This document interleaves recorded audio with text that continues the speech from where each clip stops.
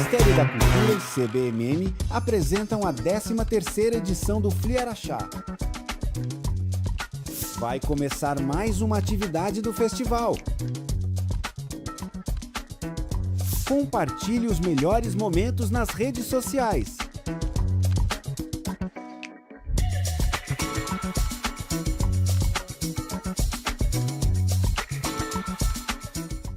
O vídeo a seguir possui recursos de legenda e libras. Apresenta cenas dinâmicas que registram diversas manifestações culturais de todas as regiões do Brasil, ambientado tanto nas ruas, nos palcos, como em grandes eventos e produções ou ambientes intimistas. O vídeo é plural, com agentes culturais de todas as idades, etnias, roupas e figurinos coloridos próprios de cada expressão cultural. A cultura é um dos mais preciosos instrumentos de democracia. É um canal de expressão plural que permite a convivência de diferentes vozes, histórias e visões de mundo. E por isso a cultura, tal qual a democracia, deve ser defendida e fortalecida. Essa é a função da Lei Rouanet, a principal política pública de incentivo à cultura brasileira. Com ela, perseguimos a missão de assegurar o acesso democrático à produção e à difusão cultural. Ao longo de mais de 3 décadas, a Rouanet permitiu que inúmeras iniciativas culturais, antes inviáveis, ganhassem o mundo. Revelou histórias, preservou tradições e transformou vidas. Lei Rouanet, há 33 anos tornando a cultura brasileira mais plural, acessível e democrática. Logos: Lei Rouanet, Ministério da Cultura, Governo... Madu Costa, Tino Freitas, Alessandra Roscoe e Afonso Borges. A roda de conversa acontece em um auditório com um grande palco. Ao fundo do palco, o cenário é composto por grandes banners em 3D, em tons de azul, amarelo, vermelho e rosa. Acima lê-se 13º Fliaraxá, e no canto direito está um grande quadro branco com as logomarcas das marcas patrocinadoras do evento. O palco possui uma longa mesa azul marinho e branca. Os convidados se assentam de trás dessa mesa.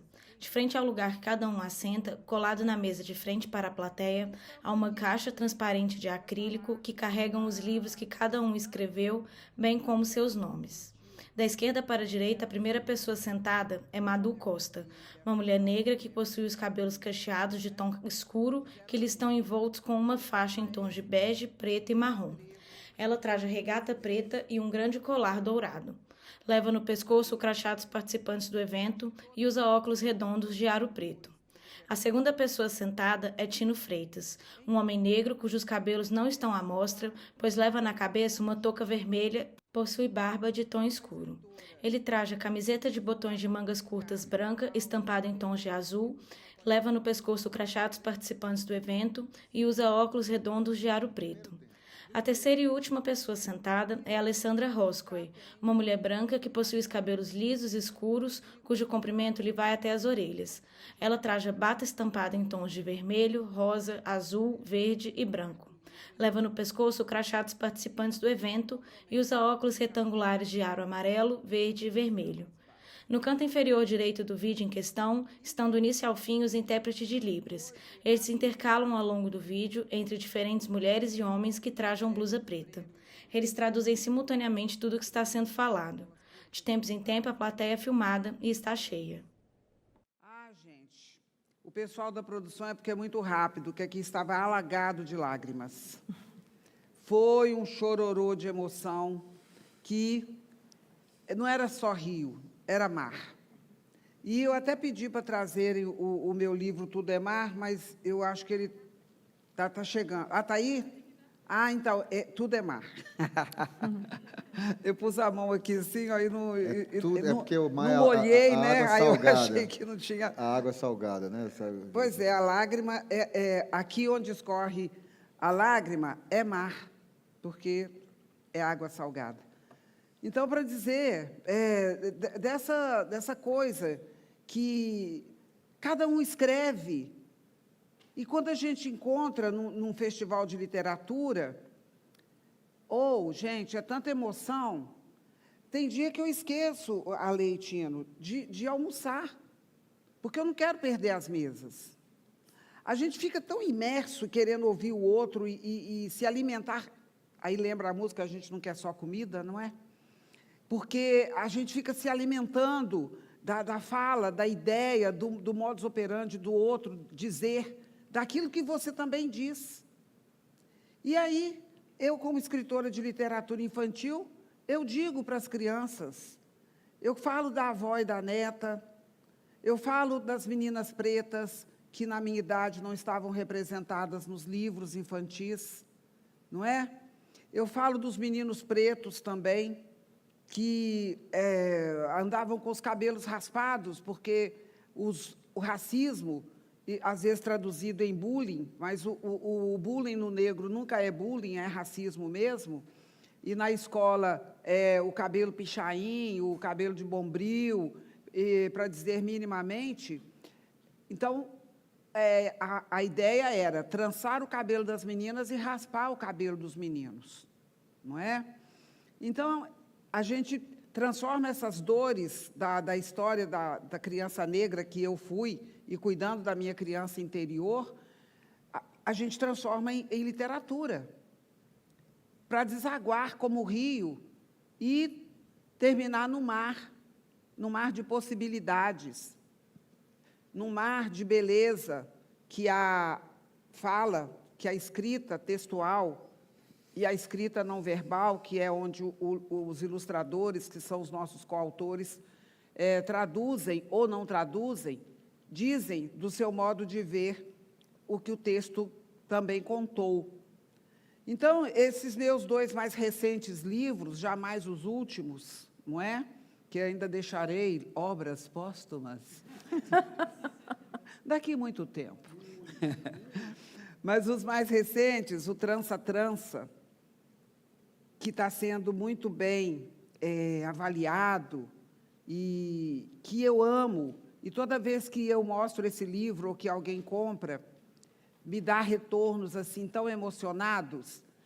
Ele fala de todas as meninas pretas que tiveram os cabelos trançados, querendo tê-los esvoaçados. Mas nós não podíamos deixar os nossos cabelos soltos, ninguém deixava o nosso cabelo em paz. O meu só sobrou isso aqui mesmo, tinha muito mais quando eu era criança. Pior, Madu, podia ser pior. Obrigada, Tino. É bom ter amigos, né? Enfim. Aí eu vou ter que falar muitos pelos contrários. Enfim. Portanto, o trança-trança, em todos os sentidos que o trançar possa ter, ele fala disso, não é? Fala de prisão capilar, de prisão estética, e fala também do trançar de possibilidades, porque nas tranças dos escravizados, não só do Brasil, mas das Américas por aí, foram genialmente escondidos ouro em pó, pedras preciosas, rotas de fuga. Gente... Desculpa, mas eu me empolguei aqui. A gente está em Minas e a gente não pode deixar de falar do Chico Rei. Não é? Chico Rei e tantos outros, porque esses foram os que se destacaram, não é? Na história mal contada, mas não de Chico Rei. Comprou a liberdade de muitos escravizados a partir da ideia de que as pessoas iam à fonte, lá em cima, mais difícil, para lavar os cabelos onde estavam o ouro. Não só tomava banho naquele dia, quando tinha que tomar banho lá no lugar próximo, e recolhiam aquele ouro para comprar a liberdade de dos tantos irmãos. outros. Isso. Então, no livro Trança-Trança, que é uma história de afeto entre uma avó e uma menina, essa menina sentada entre as pernas da avó, trançando o cabelo dela, dessa neta. Mas esse trançar era um trançar de memórias, um trançar de rotas, um trançar que transcende. Ó, bonito isso, hein? Um trançar que transcende. Me emocionei. Anota aí. Um trançar que transcende. Portanto, Trança-Trança é um livro que me emociona muito, e eu preciso contar para vocês, dentro dos meus 15 minutos, alguém me manda parar. Pega um minuto do meu. 6:10. Eu tenho 6 minutos. 6 minutos. Gente, agora só 8. Gente, eu preciso contar para vocês rapidamente essa história, como é que ela nasceu. Um rapaz chamado Antônio, lá do Rio de Janeiro, me ligou certa vez, falando, Madu, eu sou o Antônio, estou trabalhando numa editora, queria muito publicar um texto seu. Aí eu estava muito ocupada na época, falei, ô Antônio, tudo bem, eu vou ver aqui um texto e mando para você. Madu, mas eu tenho urgência, porque está na época da editora selecionar os textos, você pode me mandar até, tipo assim, depois de amanhã? Eu falei, tá legal, tipo assim, vou tentar, né? E aí, fiquei com aquilo. No outro dia, ele tornou a me ligar. Aí eu pensei assim, não, mas que cara insistente, né? Gente, juro para vocês, eu escrevi no corpo do e-mail, aliás, foi por e-mail, no corpo do e-mail, nem foi por anexo, nem PDF, nada não. Escrevi a história, para ficar livre do cara. Olha que falta de educação. Não era nem bonito, cara, então. Eu não vi o cara, era tudo por e-mail, sabe? E mandei o texto. Aí passou assim, um tempão, tipo mais de um ano. Um dia me liga o Antônio. Madu, eu sou o Antônio, lembra aquele texto que você me mandou? Eu, oi, texto? Qual deles mesmo? São tantos. Você podia me reenviar só para eu dar uma olhada, se precisa de algum ajuste? Eu precisava recuperar o texto. Aí ele me mandou, eu falava, meu Deus, eu que escrevi isso? Lindo texto, gente, eu não reconhecia. Aí, cara, ele falou, eu troquei de editora, agora eu estou na editora Intrínseca e quero apresentar. Bom, apresentou, foi aprovado e está aqui. E esse aqui, que é o Tudo é Mar, agora, Tudo é Mar, vai ser lançado oficialmente lá em Belo Horizonte no dia 11 de outubro agora. Esse livro, ele conta um pouco a minha história. Meu tempo está acabando. Vai em frente, meu amor. E aí, tempo é seu. Eu sou aquela menina que, quando cronologicamente criança, eu assentava de cócoras na frente da minha casa e ficava olhando para o que ainda tinha cume, que era a Serra do Curral. E eu ficava cismando ali, olhando para aquela montanha, e eu acreditava que tinha outra de mim do outro lado da montanha. E eu cismava assim, será que ela está pensando o mesmo que eu estou pensando agora? E se eu sair correndo, assim, num pique bem rápido, aí eu subo a montanha e desço, dou a mão à minha outra de mim, e a gente vai chegar ao mar. Aquela história me encantava. E sempre que eu podia sentar em frente à minha casa e olhar para a Serra do Curral, eu dialogava internamente com essa minha outra, do outro lado da montanha. E, na minha cabeça, o meu sonho era conhecer o mar, coisa que só se deu quando eu fiz 28 anos de idade. E eu fui de barraca. É outra história que outro dia eu conto para vocês. Mas aí eu apresentei essa história para a Companhia das Letrinhas e eles se encantaram com a história. E está aqui, Tudo é Mar. E, em algum momento, essa fala que eu disse, e o menino da história fazia concha com a mão e colocava no ouvido para ouvir o som do mar. E ele mergulhava naquele mar que essa concha proporcionava. E aí os pais choravam, e aquela água era salgada. Ali era o mar. Portanto, para passar a palavra para os meus companheiros, eu digo a vocês, quem chorou tem mar nos olhos. Muito obrigada. Que lindo! Vou só fazer uma parte que você falou do Tudo é Mar, e o mar pode ser um bocado de coisa. Eu lembrei que eu toquei muito tempo em bar e tal, eu venho da música. E eu tinha uma amiga que chamava Thalita, e ela tinha um namorado, que ainda é o marido dela e tal. Aí ela ia para o barzinho, eu estou falando de... Minha memória está lá atrás, mas eu me lembro disso, que ela pedia para eu tocar a música do Flávio Venturini, porque o namorado... Eu cantava, né? Foi assim como ver o mar... E o namorado dela chamava o mar. gente não toca aquela música para mim e tal. E aí era só para ilustrar um pouquinho essa história. Não, eu vou ter que pegar o gancho do mar, né? Porque eu sou uma pessoa que tem um problema sério com água, eu não posso ver um corguinho. Tem gente que sabe disso aqui, que eu pulo dentro.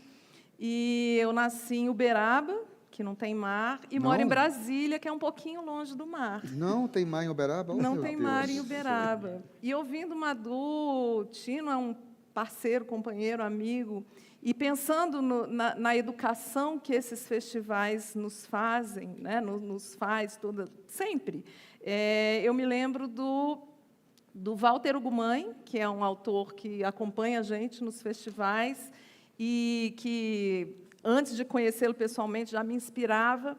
O Walter Hugo, o livro mais recente do Walter, se chama A Educação da Tristeza. E eu acho que a literatura, na minha vida, ajudou a educar todas as minhas tristezas, né? Eu perdi o meu pai com 8 anos de idade num acidente de carro. E de antes eu escrevia, antes do acidente, que foi meu primeiro impacto com uma dor, né, dilacerante, foi com a morte do meu pai nesse acidente. E eu me sentia diferente porque eu queria dividir as coisas com aquele pai que não estava ali, e a escrita me ajudou a dar conta daquela ausência, né? Muito tempo depois, já escritora, porque eu sou jornalista de formação, e hoje escritora, mediadora de leitura, coordeno um projeto no Brasil inteiro, mas que tem uma sede em Brasília, que é o Ler Todas as Letras, que eu levo leituras desde o ventre até pacientes terminais, em hospitais, em casa-abrigo, prisão, e sempre levando a literatura infantil para acordar infâncias, né? Eu digo que a gente precisa acordar infâncias, então, assim, vendo essa plateia num sábado à tarde, de adultos que eu imagino que cultivem crianças interiores, eu já começo perguntando para vocês o quanto de céu tem no chão de vocês, porque eu ainda cultivo essas asas imaginárias, e eu acho que a escrita me trouxe esse lugar do brincar, do exercitar a imaginação e essa coisa tão potente que eu acho que a infância tem, e que, às vezes, os adultos vão se enrijecendo, né? A gente cresce e parece que vai criando osso. Eu não cresci ainda. Né? O Tino, nem ele, nem o cabelo, né, Tino? E aí vai enrijecendo e a gente vai perdendo esse olhar de poesia. Ontem, aqui, com o Carrascosa tem um termo muito bonito, que ele fala que a gente precisa abrir os olhos dos olhos para enxergar a poesia. Né? Então, eu quero começar lendo um trecho do meu livro, que ainda não foi lançado, que é um livro que eu tive a alegria de ter as ilustrações bordadas pelo Grupo Matizes Dumont, e é uma homenagem que eu faço ao meu poeta do coração, que é o Manuel de Barros. Então, vou ler um trechinho. Manu sempre foi da invenção. Catava miudezas, juntava delicadezas, colecionava mirabolâncias. Sabia tecer mundos com os fios invisíveis que pescava no chão, no quintal, no fundo dos rios, no orvalho e até desfiando as nuvens. Eu também sei desmanchar nuvens, sabia? Sabia, mamãe? Elas viram algodão. Tenho algumas guardadas em caixinhas ali nas gavetas do armário. De vez em quando, uma delas precisa sair para chover um pouco. Ah, essa é muito boa, Liz. O seu mar na garrafa eu descobri semana passada, mas ainda não vi nuvens engavetadas. Podemos continuar a história de onde paramos? Você quer saber mais da poesia e do Manu, o poeta Manuel de Barros, que tanto me inspirou? Sim. Manu era dada a peraltices, a fazer muito com quase nada. Tinha superpoderes que os outros achavam ser apenas despropósitos. Ele enrolava novelos e mais novelos nos fios que mais ninguém via, e em tudo costurava a poesia. E é costurando essa poesia da literatura, que eu digo que não tem idade, que eu acho que o termo do Léo, eu também roubei, viu, Léo? Toda vez que me perguntam, mas para que idade é esse livro? Eu falo, 0 a sempre, né? Porque a gente precisa carregar essa delicadeza da infância, né? A infância... Deixa eu contar só um bastidor. A gente é meio... o Léo é o curador do infantil, a gente é meio obrigado a dizer isso para vocês. Não é, gente. Não é verdade. Tino, você é um mentiroso. O Tino é o menino levado. Né? E, ó, menino levado tem até... Eu digo que eu me inspiro muito nas histórias, nas situações que eu tenho com os meus... Ela falou ele menino levado. O meu menino, eu tenho 3 filhos, o Felipe é um menino muito levado, que inspirou algumas histórias, uma que eu conto sempre, que é o Jacaré Bilé, que tem música. Eu trago essa... Eu acho que assim, hoje eu enxergo um pouco a infância como uma desvergonha. Será que a gente fala isso? Gostei. Que o adulto tem vergonha de tudo, tem medo de tudo. Gostei. Né? E a criança tem uma desvergonha maravilhosa. A criança, ela faz, ela vai, ela sonha, ela imagina, e o que ela imagina passa a existir. Se você dá um nadinha na mão de uma criança, ela vai pegar e você fala assim, olha, isso é o meu tesouro, você cuida para mim? Ela vai cuidar. Tenha certeza que ela vai cuidar. E então, hoje, na minha literatura, eu tento trazer um pouco, primeiro, esse universo poético, né, e a maneira de brincar. Então, a ilustração, eu sempre tenho parceiros. Né? Esse livro aqui, a gente chegou a ter problemas, porque a coordenação editorial falou, mas não está claro, a criança não vai entender que aí é um menino, é um passarinho, é um pica-pau. E eu falei, não, é um menino com alma de passarinho, né? Que é um menino levado. Então, assim, foge um pouco daquele tradicional, né? E que as pessoas acham, não, criança só entende aquilo de uma certa forma. As ilustrações têm que ser todas cartoon, né? E eu acho esse livro incrível. Assim, é a história do meu filho que, com 1 ano de idade, se trancou na geladeira, subia no telhado da casa, e eu falava, Felipe, o que você está fazendo aí? Eu cheguei, fiquei branca, não tive reação. E ele falou assim, não, mãe, é que eu vou bater os braços para ver se eu voo que nem passarinho. Meu Deus. Né? E eu falei, então, espera aí que eu vou aí também. Entendeu? Ele tinha 6 anos de idade, ele estava em cima do telhado da casa. Né? Então, a gente vai trazendo esse cotidiano, né? Fada Emburrada, que é um outro livro, que a Bia acorda um dia super mal-humorada, tudo que a gente falava com ela dava uma resposta atravessada. E aí trouxe o Fada Emburrada. E eu, falando desse começo, né, eu trago muito a desvergonha da criança, eu acho que eu tenho, porque eu componho, eu toco alguns instrumentos muito mal e porcamente, sem saber nada de música. Né? Então, eu não sei absolutamente nada de música, mas eu fui criada numa casa com piano aberto. O pior que o mentiroso sou eu. Não, eu não sei.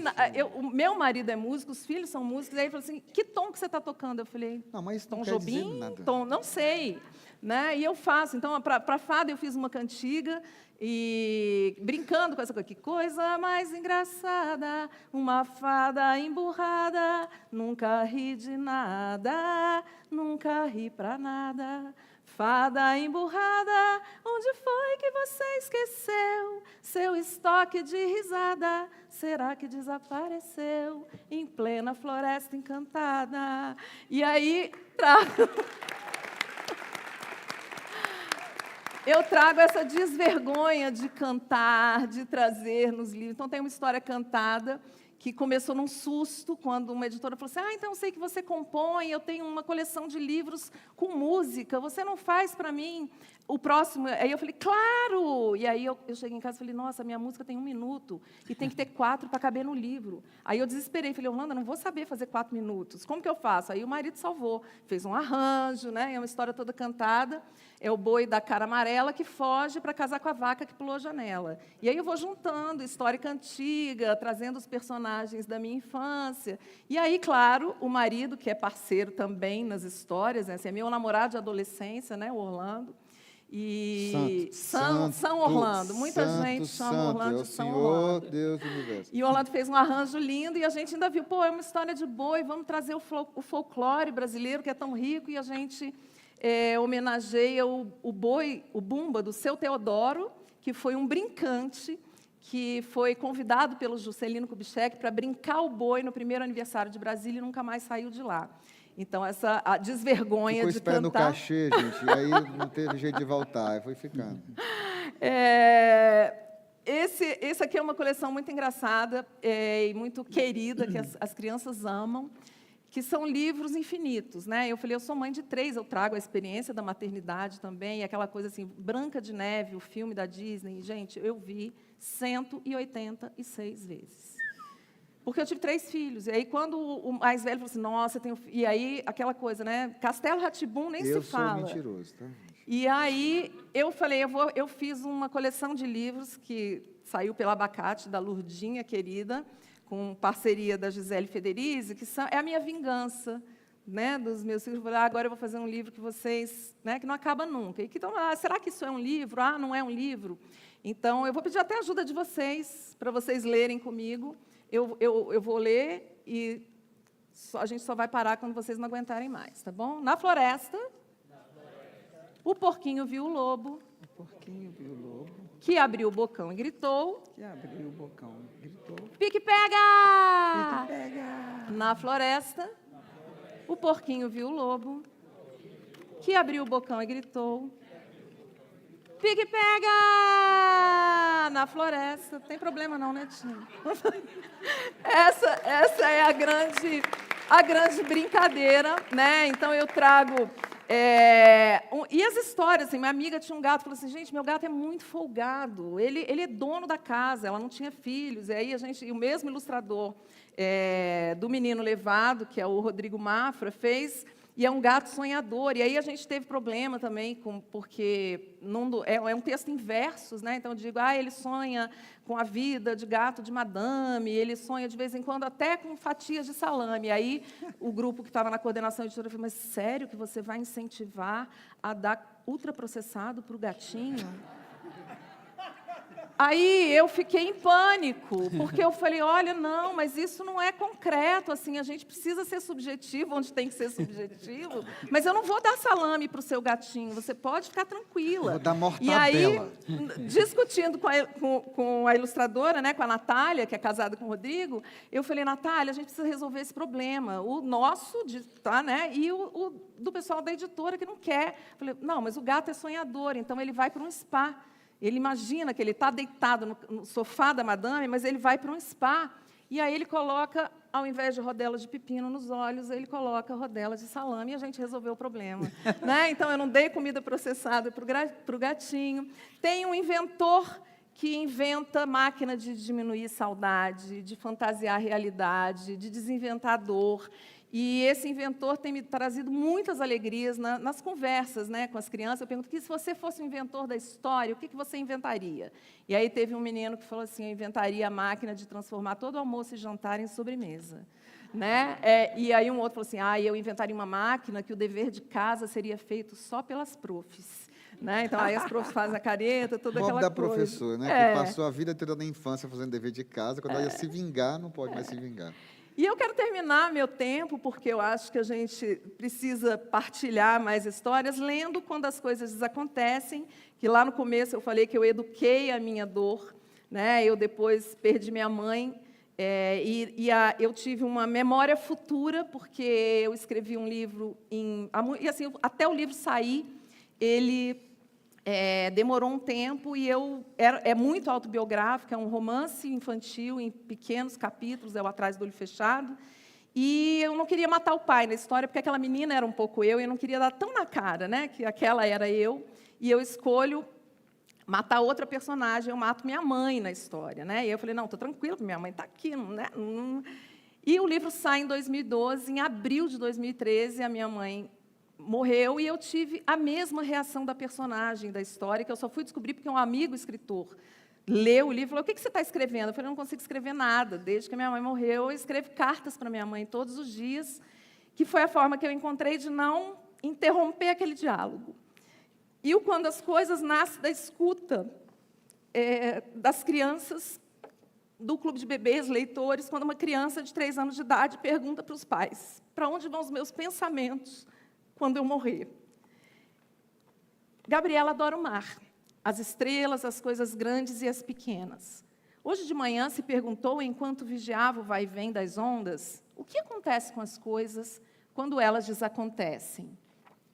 Na cabeça de Gabriela, as ideias sempre acontecem e desacontecem, mas a vontade de descobrir o que acontece com as coisas quando elas desacontecem não desaconteceu mais. ficou fácil entender que onda, quando desacontece, vira espuma. Rio, quando desacontece, nasce mar. Semente desacontece para ser planta, flor, frutos. Nuvem, quando desacontece, vira chuva. Tem medo que desacontece para virar coragem. Sonho que desacontece para ser vivido de verdade. Escuro que desacontece com um faiscar de vagalume. Há tempo que desacontece para ser memória. E tristeza que desacontece para ser esperança. Há desacontecimentos grandiosos, como o sol que desacontece para dar lugar às estrelas. Silêncio que desacontece para ser canção. Mas não são só as coisas que desacontecem. Quando as pessoas que amamos desacontecem, desacontece também o nosso chão. Fica difícil lembrar da semente, da chuva, do rio, do sol e das estrelas. Desacontecemos também um tanto. Até entendermos que as pessoas desacontecem para acontecerem de outro jeito, dentro de nós. Gabriela deixou acontecer dentro dela uma saudade. Mas antes de adormecer os próprios cansaços e tantos acontecimentos e desacontecimentos, ela inaugurou outra incerteza. Para onde vão os meus pensamentos quando eu desacontecer? O livro foi feito por mim e pelo Odilon Moraes e publicado pela editora Gaivota. Tino Freitas. Eu ia contar uma piada agora, mas como é que faz, né?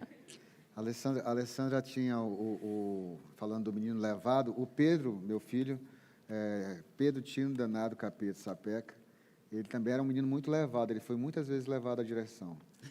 Foi convidado a sair de 3 escolas e tal. Eu tive muita inspiração para escrever. Eu não vou falar de mim, estou falando do Pedro, tá, gente?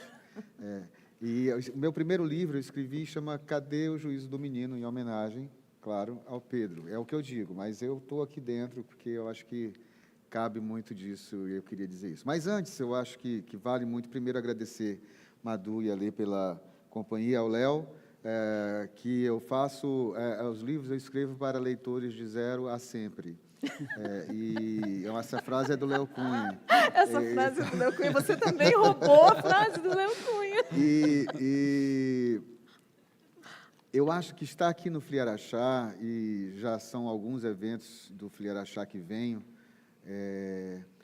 faz com que a gente perceba que acontece aqui uma coisa que muitos de vocês que estão aqui, o público adulto que vem aqui estar nessa mesa, talvez não perceba quando a gente circula muito pelo Brasil.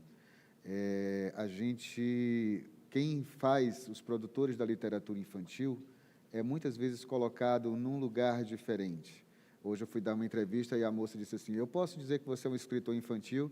Aí eu quase boto o dedo na mão, não, vamos deixar para depois. Né?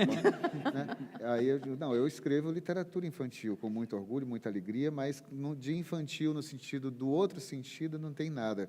E aí eu acho que vou para aquele lugar que eu queria chegar, que é dizer que o FLI Araxá, os FLIs que são promovidos por essa equipe maravilhosa que faz com que esse som chegue gostoso para vocês, a imagem para quem está nos assistindo agora, ele coloca a produção de literatura infantil em contato também com as outras literaturas. Isso é um presente maravilhoso, porque a gente escreve, eu acho, pelo menos eu gosto de fazer isso, pensando também no leitor adulto, esses de 0 a sempre, porque no caso das crianças,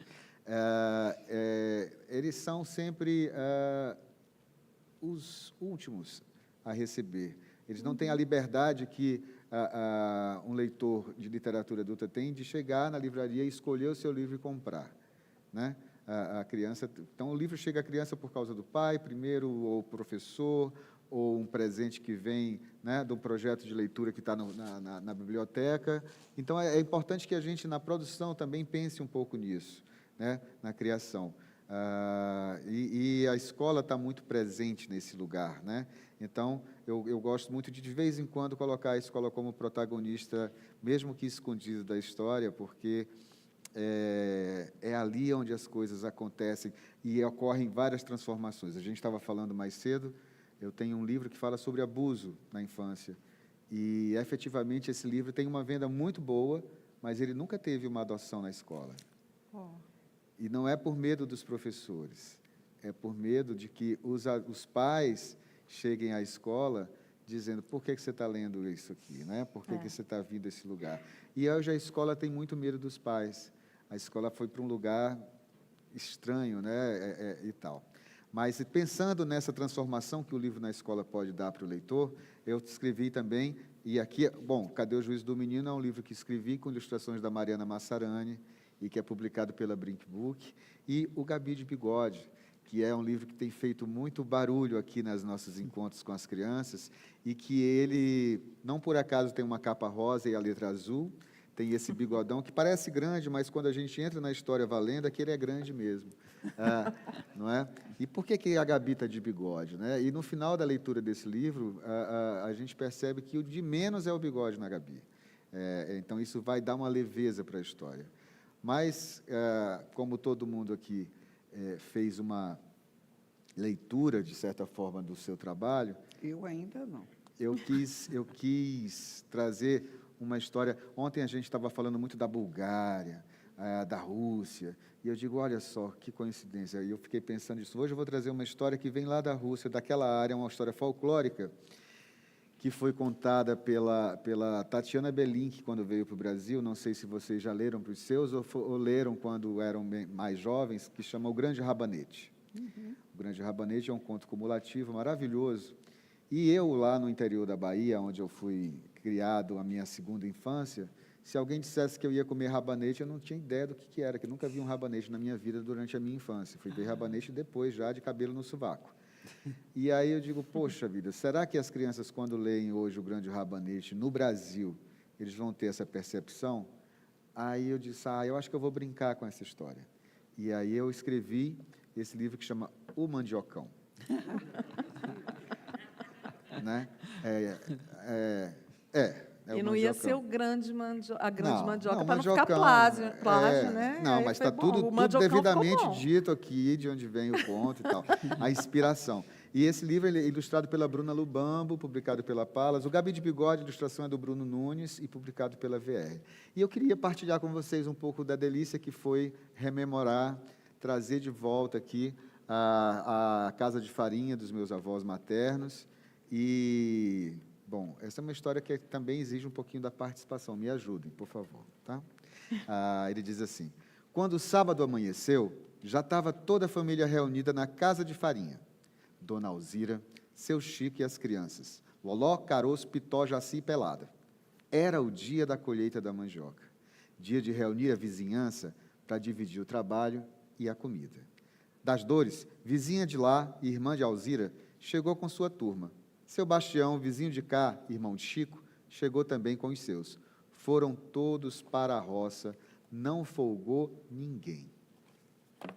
Bom, afofa a terra um pouquinho, agarra a rama com as duas mãos e faz força dizendo bem alto: faz que não vai e vem, faz que não vem e vai, faz que não vai e puxa, que embaixo da terra tem minhoca e também tem mandioca. E assim tiravam as mandiocas debaixo do chão, direto para o carro de mão. Foi dessa maneira a manhã inteira e a tarde todinha entre o mandiocal e a casa de farinha, onde foram acomodando as raízes. Colheram quase tudo. Sobrou só um pé de pé, que ficou para o dia seguinte. Bom, mal o domingo chegou, reuniram-se todos novamente na casa de farinha. Era hora de descascar as mandiocas, passá-las no ralador, prensá-las no tipiti, torrá-las no forno quente, peneirar a produção, caldo, goma, polvilho, farinha. Mandioca vira tanta coisa na cozinha. E ali, cada um foi trabalhar no seu canto. Mas as crianças lembraram que, na roça, um pé ainda estava de Pé. não é? Bom, Loló, Caroço, Pitó, Jaci e Pelado foram para lá na companhia de seu Bastião.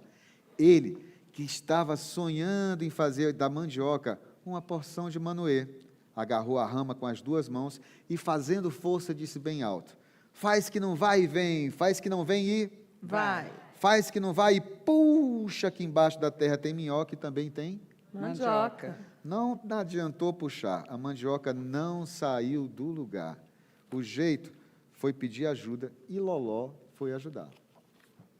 Loló, a Eloneida, desde que soube da colheita, pensou em comer beiju. Um beiju bem quentinho com coco ralado. Essa receita era a sua perdição.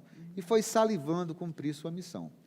Pegou na cintura de seu bastião, que agarrou a rama com as 2 mãos, e juntos fizeram força, dizendo bem alto: faz que não vai e vem, faz que não vem e... Vai. Faz que não vai e... Puxa. Que embaixo da terra tem minhoca e também tem... Mandioca. Não adiantou puxar, a mandioca não saiu do lugar. Era o jeito de pedir ajuda e Caroço foi ajudar. Caroço adorava manga, mas desde que soube da colheita, desejou mesmo foi o tucupi, para comer um tacacá. Né? Vamos fazer o tacacá aqui, então. Tá? Essa receita era a sua perdição, e foi salivando cumprir a missão. Pegou na cintura de Loló, que pegou na cintura do seu... Irmão. Bastião. Que agarrou a rama com a... Vou é porque está na história antiga. Tá vendo? Então, Loló que pegou na cintura do seu...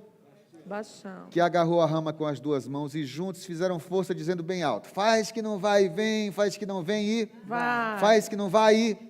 Puxa. Que embaixo da terra tem minhoca e também tem... Mandioca. Ai, gente, não adiantou puxar. A mandioca não saiu do lugar. Era o jeito pedir ajuda. E Pitó foi ajudar. Gente, Pitó penteava os cabelos de um jeito singular. Assim era melhor para brincar, dizia. Desde que soube da colheita, brincar virou um desejo de pirão, para lambuzar-se misturando com um cozido de jiripoca, peixe do rio que passava ali perto. Essa receita era a sua perdição. E foi salivando cumprir a missão. Pegou na cintura de Caroço, que pegou na cintura de Loló, que pegou na cintura de seu... que agarrou a rama com as 2 mãos e juntos fizeram força, dizendo bem alto: faz que não vai e vem, faz que não vem e... Vai. Faz que não vai e... Puxa. Que embaixo da terra tem minhoca e também tem... Mandioca. Não adiantou puxar. A mandioca não saiu do lugar. Era jeito de pedir ajuda e Jaci foi... Ajudar. Gente, Jaci gostava de se pintar. Urucum e ginipapo bastavam para a sua diversão. Mas desde que soube da colheita, desejou rosquinhas de puba, uma porção. Essa receita era sua perdição. E foi salivando cumprir a missão. Pegou na cintura de Pitó, que pegou na cintura de Caroço, que pegou na cintura de Loló, que pegou na cintura do seu... Bastião. Que agarrou a rama com as 2 mãos e juntos fizeram força, dizendo bem alto: faz que não vai e vem, faz que não vem e... Vai. Faz que não vai e... Puxa. Que embaixo da terra tem minhoca e também tem... Mandioca. Não adiantou puxar, a mandioca não saiu do lugar. Era jeito de pedir ajuda e Pelado foi ajudar. Pelado tinha esse apelido porque vivia correndo nu pelo quintal, subindo nas goiabeiras, nos pés de siriguela. Dizem até que dia desses estava no alto do pé de jamelão. Ah, não, devia ser invenção. Um menino de 3 anos não tem força nem para espantar uma mutuca, quanto mais para subir no alto de um pé de jamelão. Onde já se viu o tamanho da nação? Mas que ele estava com a língua roxa? Ah, estava sim, bem roxinha. Como era danado, Pelado. Mas ele, desde que soube da colheita, desejou um cuscuz de cabeça amarrada. Cuscuz de mandioca, claro. Essa receita era sua perdição. E foi salivando cumprir a missão. Pegou na cintura de Jaci, que pegou na cintura de Pitó, que pitou na cintura de Caroço, que pegou na cintura de Loló, que pegou na cintura do seu... Bastião. Que agarrou a rama com as 2 mãos e juntos fizeram força, dizendo bem alto: faz que não vai e... Vem. Faz que não vem e... Vai. Faz que não vai e... Puxa. Não, mas puxar, vai lá, com vontade, que ele está ali no finalzinho assim, vai. Faz que não vai e... Puxa. Que embaixo da terra tem... Minhoca. E também tem... Mandioca. Olha, todo mundo na confusão ali, na brincadeira, e a Bruna arrebentou nessas ilustrações. Bom, e não é que tinha mesmo? Pois em conjunto, debaixo daquele chão, Pelado, Jaci, Pitó, Caroço, Loló e seu Bastião colheram um mandiocão, tão enorme que não coube no carrinho de mão. Deu trabalho também para levar, mas ninguém reclamou. O sexteto carregava a gigantesca raiz e cantava feliz. Olha só, gente. Tem uma semente de mandioca que aqui ninguém tem dela. Me ajuda?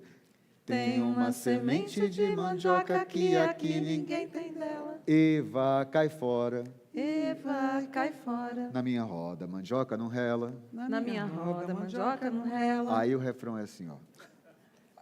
Eu vou ralar, eu vou ralar, eu vou ralar mandioca, eu vou ralar. Eu vou ralar, eu vou ralar, Eu vou ralar mandioca, eu vou ralar. Tem uma semente de mandioca que aqui ninguém tem dela. Eva, cai fora da minha roda, mandioca não rela. Eu vou ralar, eu vou ralar, eu vou ralar mandioca, eu vou ralar. Vamos mais forte, vai. Eu vou ralar, eu vou ralar, eu vou ralar mandioca, eu vou ralar. Olha mandiocão, gente. Aí, olha só, ele puxou aqui o mandiocão, aí diz assim: a chegada à casa de farinha foi motivo de festa. Afinal, após dividirem as tarefas da colheita, surgiu a hora de dividir os produtos e todo tipo de receita. Dona Alzira e seu Chico eram mestres em cozinhar tudo de mandioca e ensinavam para quem quisesse aprender a fazer o cauim, o beiju, o tucupi, o pirão, a tapioca. Faziam até pão de mandioca. De repente, alguém perguntou: como faz o escondidinho? Então deram conta de que o pelado havia sumido. O escondidinho, né, gente?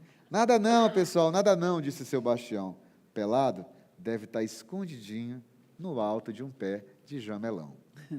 E esse é o mandiocão para vocês que trouxe aqui especialmente. Espero que vocês tenham curtido. O mandiocão é uma parceria minha, que escrevi o texto com a Bruna Lubambo, publicado pela editora Palas. E está por aí, esses livros também, como os nossos livros, todos estão aí na livraria depois, quem quiser conhecer, fiquem bem à vontade, vai ser um prazer. E uma alegria a gente estar junto por aqui. Obrigada. E eu quero despedir, que ele me roubou 3 segundos, então eu vou aproveitar. O Trança a Trança é a ilustração de Ana Paula Cirino, pela editora Intrínseca. Só essa ilustração da avó com a menina, a capa, que já é uma obra de arte. Não é? Nos olhos da avó, a menina se via bonita. Assentada entre as pernas da avó, a menina bonita desatava nós e tecia vidas. A avó Nica falava de sua fé, a fé herdada dos avós e tataravós. Fé que veio disfarçada de esquecimento, fé revelada nos cantares de lamentos, mascarados de alegrias, nos batuques, nos silêncios e nas algazarras do povo negro. Muito obrigada, gente.